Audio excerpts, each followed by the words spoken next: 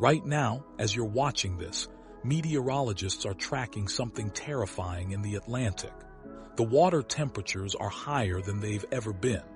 The atmospheric conditions are aligning, and Jamaica, still bleeding from wounds that haven't healed, sits directly in the crosshairs. This isn't speculation. This isn't fear-mongering. This is what the data is screaming at us. Another monster storm is coming, and when it arrives, it will find an island that's still broken, still vulnerable, and still unprepared for what nature is about to unleash again. But to understand why Jamaica is facing this nightmare, we need to go back. Back to the storm that changed everything. Back to Hurricane Melissa, a name that will haunt the Caribbean for generations. What happened during those 72 hours wasn't just a natural disaster. It was a preview of our future, a terrifying glimpse into a world where storms don't follow the old rules anymore. And what the world saw when Melissa finally passed revealed something far more disturbing than wind damage or flooding. It exposed a truth that no one wanted to face. It started as nothing, just a small disturbance far out in the Atlantic, the kind that forecasters monitor but don't lose sleep over. Tropical systems form all the time. Most of them fizzle out, dissipate into nothing, forgotten before they ever get a name. But this one was different. Within 48 hours, meteorologists watched in disbelief as this minor system transformed into something they'd never seen before. The ocean beneath it was feeding it, supercharging it with heat energy that turned it into a living, breathing monster. Hurricane Melissa went from a tropical storm to a Category 5 hurricane faster than any storm in modern Caribbean history. 185-mile-per-hour winds, a central pressure so low that instruments struggled to measure it. Scientists weren't just alarmed, they were terrified. When Melissa made landfall near New Hope in Westmoreland, it didn't arrive like a typical hurricane. It arrived like the end of the world. Imagine standing on the coast and watching a wall of churning black clouds stretching from the ocean to the sky, spinning with such violence that the air itself seemed to scream. The sound alone was enough to break people. Survivors described it as a freight train that never passed, a roar so constant and so loud that it drove some to the edge of sanity. But what made Melissa truly apocalyptic wasn't just its strength. It was what it did next. It stopped moving. Most hurricanes race across islands, devastating everything in their path but at least having the decency to leave. Melissa didn't leave. It hovered over Jamaica like a predator toying with its prey, spinning in place, dumping rain that fell not in inches but in feet, unleashing winds that didn't gust and fade but blew without mercy for hours and hours and hours. The warm Caribbean waters kept feeding it energy. There was no wind shear to tear it apart. It was a perfect storm in the most horrifying sense of the term, and Jamaica was trapped beneath it with nowhere to run. And here's the part that made it even worse. Jamaica's hurricanes almost always come from the east, sweeping westward across the island in a somewhat predictable pattern. Coastal communities in the east had learned to brace themselves. But Melissa shattered that pattern completely. It slammed into the western and southwestern coasts, regions that hadn't seen a direct Category 5 hit in living memory.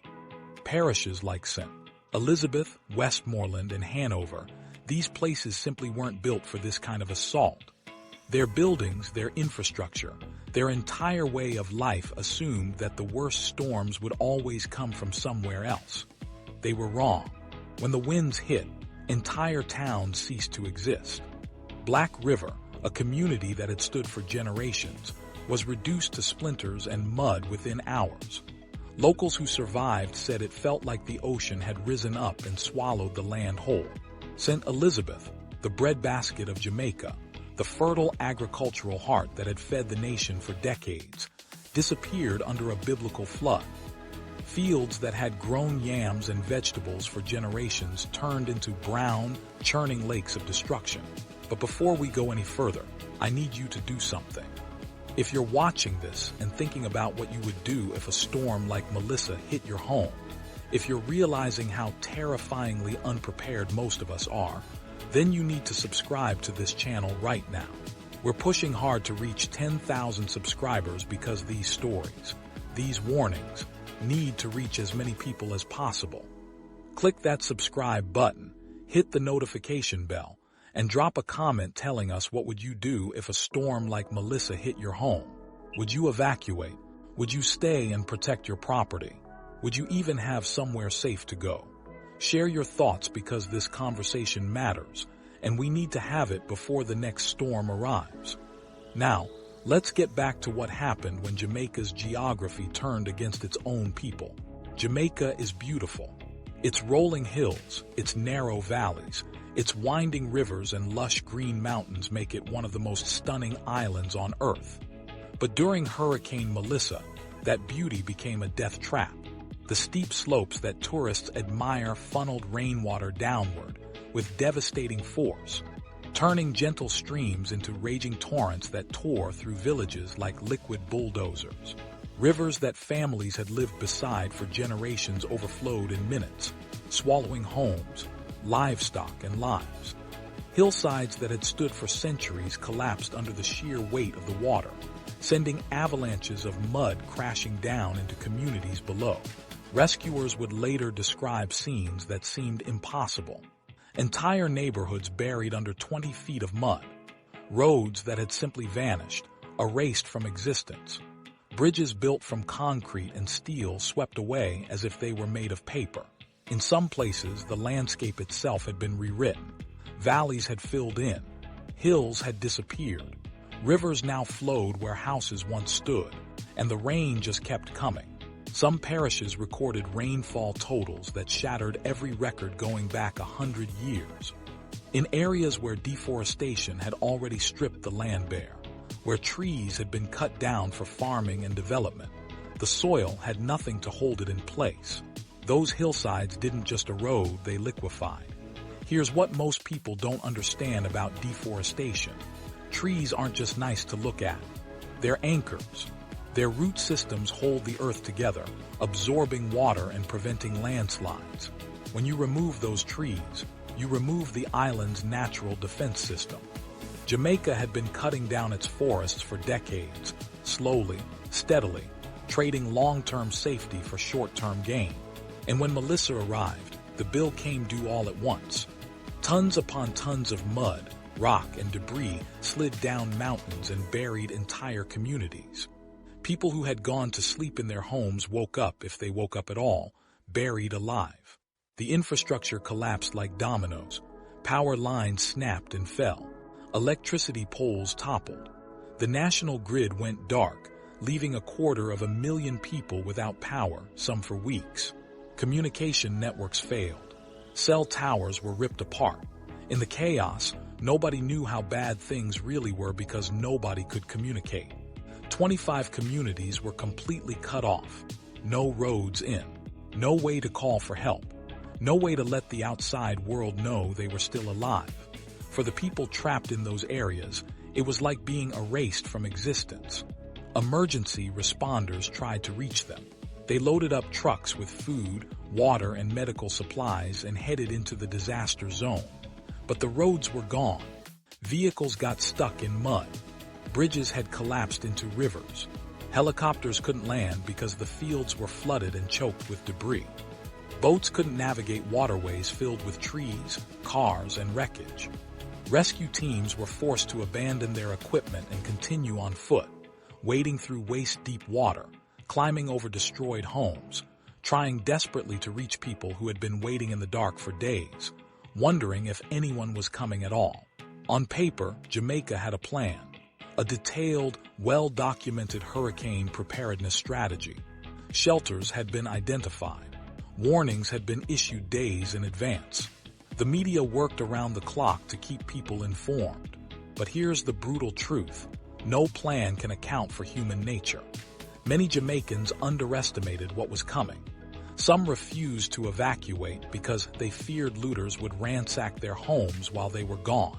Others didn't believe the storm would actually be as bad as predicted. They'd lived through hurricanes before and survived. How could this one be different? And then there were those who simply had nowhere to go. For many people in rural Jamaica, their home is everything they own. It's their shelter, their livelihood, their entire world. Abandoning it wasn't an option, so they stayed. They boarded up windows, moved valuables to higher ground, and prepared to ride it out like they always had. But when Melissa arrived, it became horrifyingly clear that this time was different. This wasn't a storm you could ride out. This was a storm that came to erase you. Within minutes of the winds reaching full strength, roofs were torn off homes like someone peeling the lid off a tin can.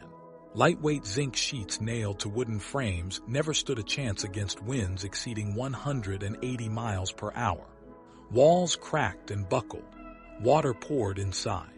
Families huddled in bathtubs, in closets, under staircases, anywhere that might offer protection from the flying debris that turned the air into a blender of metal, wood, and glass.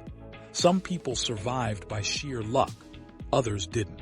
When the storm finally passed, surveys revealed that in some parishes, 90% of homes were either damaged beyond repair or completely destroyed. Even the buildings designed to withstand disasters couldn't hold up. Hospitals lost power and had to rely on backup generators that were never meant to run for days on end. Doctors performed surgeries by flashlight. Nurses rationed medicine. Patients who needed critical care had nowhere to go. Schools, which often double as emergency shelters, were themselves torn apart. The few shelters that remained intact became overcrowded beyond capacity, with families packed into gyms and community centers, sleeping on floors, sharing what little food and water they had. And as the storm raged on, the water kept rising. Streets turned into rivers.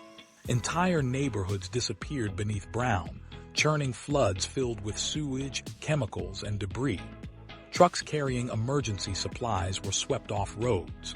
Rescuers watched helplessly as people trapped on rooftops waved for help but couldn't be reached. In the chaos, it was impossible to know how many people were missing, how many were injured, how many had died. For a time, Jamaica was completely isolated, cut off from the world, left to face its nightmare alone. When the skies finally cleared and the winds died down, what remained was unrecognizable. Entire towns looked like they'd been bombed. Concrete homes reduced to rubble. Wooden houses splintered into kindling. Trees stripped bare, their branches snapped off, their trunks bent and broken. Fields of sugarcane, yams, and vegetables that had fed the nation for decades were gone, replaced by vast expanses of mud and standing water. The breadbasket of Jamaica had been wiped off the map. The death toll climbed slowly, painfully. First a handful of confirmed deaths, then 10, then 20, then 30, and with each update came the terrible knowledge that the real number was likely much higher. In remote areas, where communication was still cut off, nobody knew who was alive and who wasn't. Behind every number was a story. A father who died trying to shield his children from a collapsing roof. An elderly woman swept away by floodwaters. Entire families erased when their hillside home slid into a valley. But the dead weren't the only victims. Survivors faced a reality that might have been even harder to endure. Their homes were gone. Their belongings were gone. Their livelihoods were gone. Farmers who had spent their entire lives cultivating the land watched decades of work vanish overnight. Livestock, thousands of cows, goats, and chickens, drowned or were swept miles downstream. One of Jamaica's largest egg farms, which produced 75,000 eggs a day, was completely wiped out. For small farmers who lived harvest to harvest, the destruction was absolute. No crops, no tools, no hope. And then the ripple effects began. With St. Elizabeth devastated, Jamaica's food supply collapsed. The island imports much of its food, but it relies on domestic farms for fresh produce. Almost overnight, markets in Kingston and Montego Bay faced shortages. Tomatoes that used to cost a few hundred Jamaican dollars tripled in price. Onions, peppers, and other staples became luxury items. Supermarket shelves sat empty. The government warned of temporary food insecurity, but temporary meant months. And for people already struggling to survive, months might as well be forever. The tourism industry, Jamaica's economic lifeline, took a devastating hit. Resorts in Negril and Montego Bay, places where tourists paid thousands of dollars to relax on pristine beaches, were torn apart. Piers were destroyed. Beaches were eroded. Airports shut down due to flooding. Visitors were evacuated on emergency flights, leaving behind ghost towns of damaged hotels and canceled bookings. Analysts estimated that the tourism sector alone could lose billions in revenue. A catastrophic blow for a nation that depends on tourism for jobs, tax revenue, and foreign currency. But perhaps the deepest wound wasn't economic. It was psychological. Hurricane Melissa shattered something fundamental in the Jamaican psyche. For generations, people had lived with the understanding that hurricanes were dangerous but survivable, that if you prepared and stayed smart, you'd make it through. Melissa destroyed that belief. It showed that preparation might not be enough, that the storms of the future don't follow the rules of the past, that the next one could be even worse. And that realization left a collective trauma that will take years, maybe generations, to heal.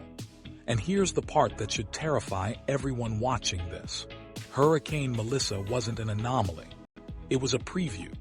Climate scientists have been warning for years that as ocean temperatures rise, hurricanes will become stronger and more frequent. What they didn't fully anticipate was how quickly it would happen.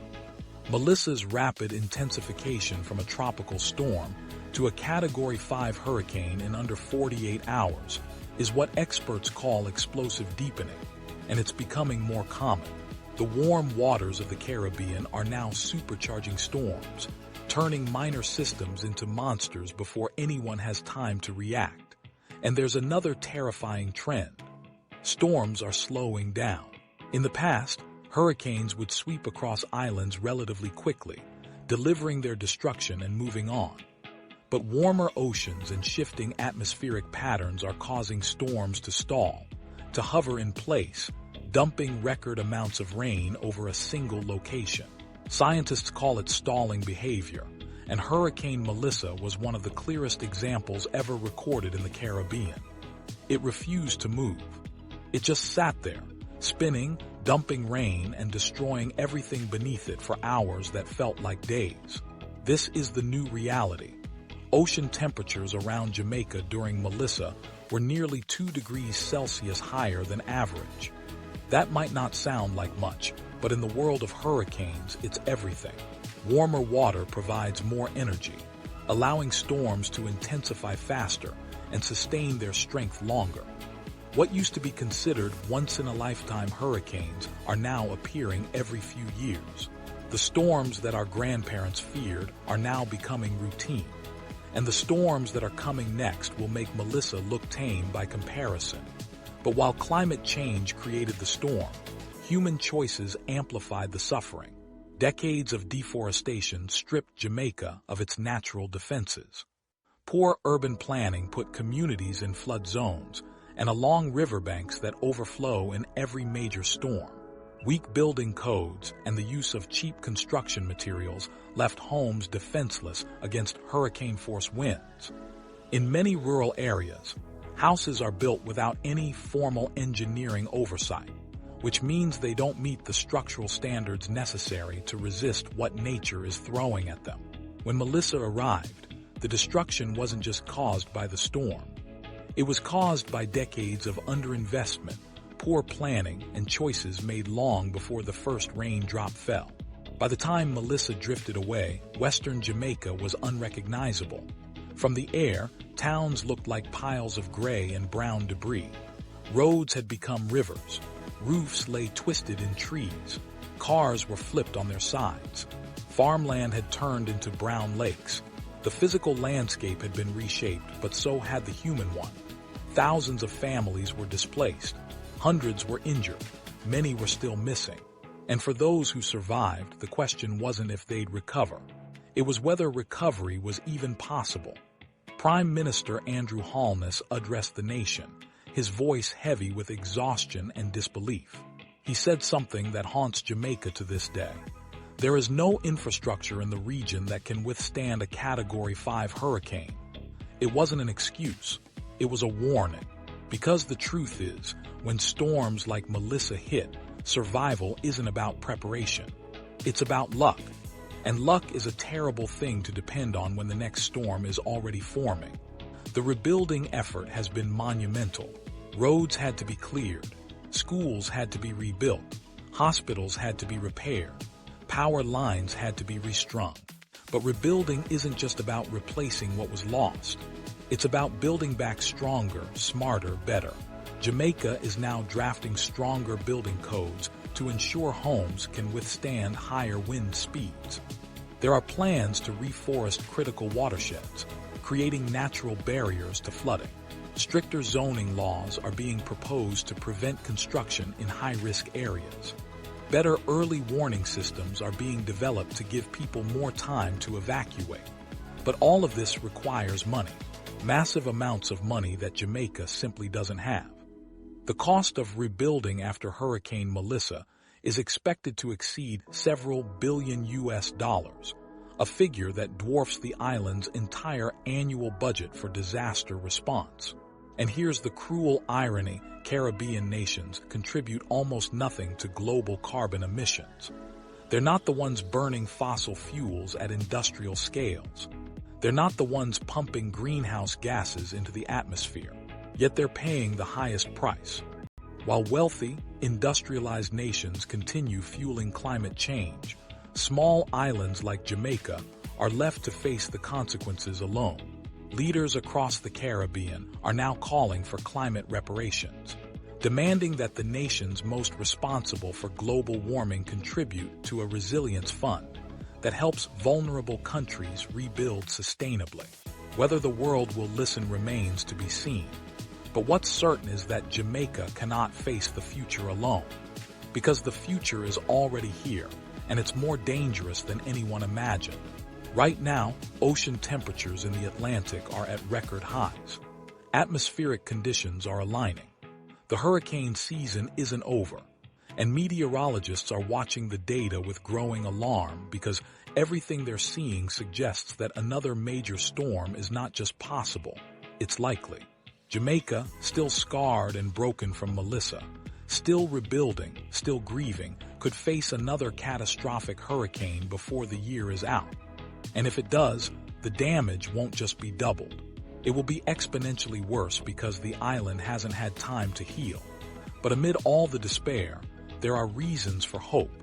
In the darkest hours after Melissa, Jamaicans showed the world what resilience truly means. Volunteers from all walks of life came together to clear debris, rescue trapped families, and rebuild what they could. Fishermen used their boats to ferry stranded villagers to safety. Churches and youth groups transformed into relief centers. Strangers became family. In the face of unimaginable loss, the Jamaican spirit, the same spirit that has carried the island through earthquakes, floods, and economic hardship, shone brighter than ever. The road ahead is long and uncertain. Rebuilding will take years. Replanting farms may take even longer. But within this tragedy lies an opportunity. The chance to rethink how Jamaica lives with nature instead of against it. That means restoring forests, investing in renewable energy, enforcing stronger building standards, and integrating disaster education into every level of society. It means recognizing that the storms of the future will not play by the rules of the past, and that survival depends not on luck but on preparation, adaptation, and the courage to act before the next storm arrives. Hurricane Melissa will never be forgotten. It carved its name into history with wind, rain, and sorrow, but it also carved it with resilience. And as Jamaica rebuilds, one truth echoes across the Caribbean and should echo across the world. Nature is changing faster than we are. The next storm is coming. The question is not if, but when. And when it arrives, will Jamaica be ready? Will the world be ready? Or will we keep ignoring the warnings until it's too late? Because make no mistake, Hurricane Melissa was not the end. It was the beginning of a new era where storms are stronger, faster, and deadlier than anything we've faced before. An era where small island nations stand on the front lines of a climate crisis they didn't create but are forced to endure. An era where the choice is simple: adapt or be destroyed. Jamaica is fighting to adapt. The people are rebuilding with determination and hope, but they can't do it alone. The world needs to pay attention. The world needs to act. Because what happened to Jamaica can happen anywhere. And when the next superstorm forms in the Atlantic, when it begins to spin and grow and feed on those record-breaking ocean temperatures, it won't care about borders or politics or who's responsible for climate change. It will only care about one thing: destruction. And it will find whatever is in its path, prepared or not. So the question remains, what would you do if a storm like Melissa hit your home? Drop your answer in the comments below, and let's start a conversation that could save lives. Because the next hurricane is coming. And this time, we can't say we weren't warned.